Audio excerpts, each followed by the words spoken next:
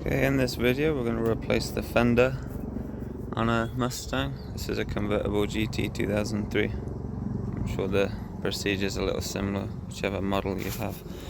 First thing we're going to do is take out this headlight using these two toggles here. That should loosen the headlight. Okay, once you've done this, there's two connectors for the lights, one over here and one just there. Okay, get an 8mm socket wrench and undo this bolt here at the back. One right here, one right here. Slide this rubber thing out there, it just pulls out to the left, and where the headlight was, two right there, 8mm. Okay, now come inside the door, open the door just ever so slightly, and you can see down the channel there's an 8mm there, and one more right there. You will need some socket extensions to get those out. A little bit dirty. So something like this will work quite well to get those. Just poke them all the way down there. There's two of them in total. Right, now come under the wheel arch and get a Phillips screwdriver right there and on the other side. Mine's already fallen out through age, and this will help loosen this cover above the wheel. Alright, once we've got that cover loose on this side, the front, come around the back. There's two bolts right here, 11mm or 7/16 right there. You'll need a deep socket to get those off, or you can just use a standard wrench here, which works. Takes a little longer, but be delicate with this on taking it off and putting it on, because the bumper is only attached with plastic toggles. Once they snap, like mine has here, they snap along there, there's no getting that back on, so be careful with these two.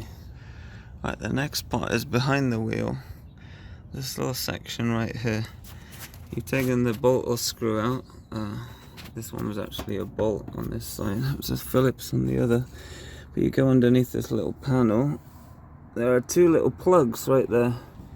Get some pliers or some kind of plug pullers and pull those two out. If you do it carefully, you can reuse them. I do recommend getting new ones, but really, as long as it's on there, it doesn't matter that much.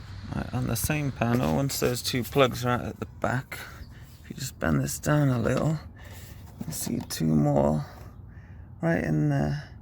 You should be able to get some tweezers or long noses and just crimp the sides. There's also one through there.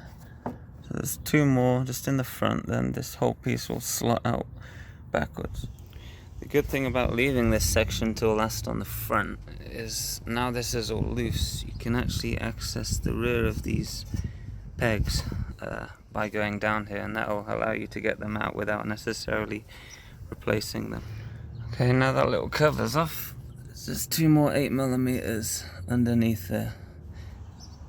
Okay, now the antenna, going between the silver line and the black line, where it joins right there with a fine scraper, slowly pry it, and then that will come right off, revealing two Phillips heads, and that will take the whole antenna out. Okay, for the emblems, if you're using the old ones, go around the back with a fine scraper, all the way around, really carefully,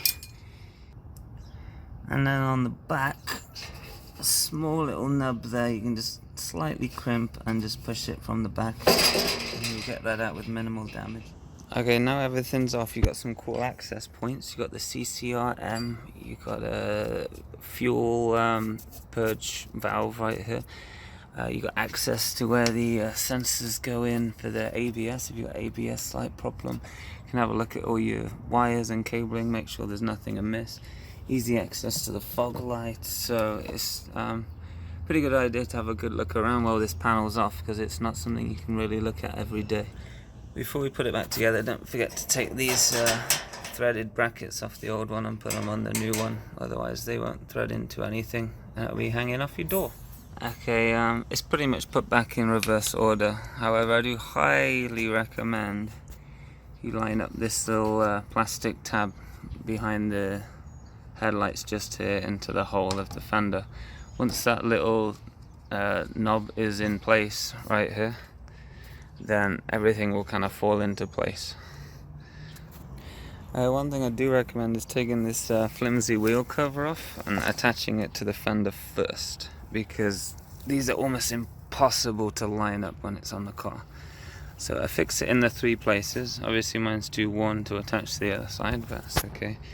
And then put the whole thing on the car afterwards. You'll save yourself a lot of hassle.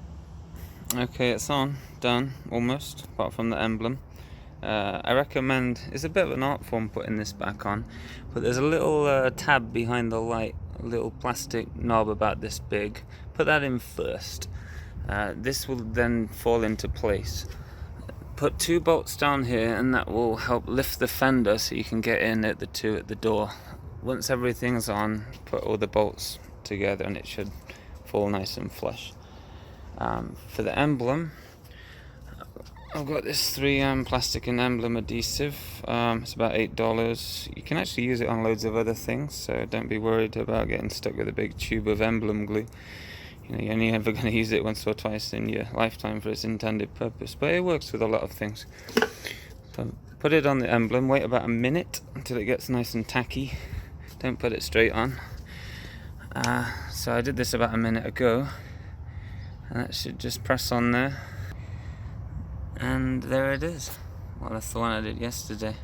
Nothing's perfect when you hit a deer, as you can see, but that's a work in progress. At least the main bit's done. So nice, needs a good wash and a good polish, get it buffed up, and that's it. Replacing a fender. Hope it helped.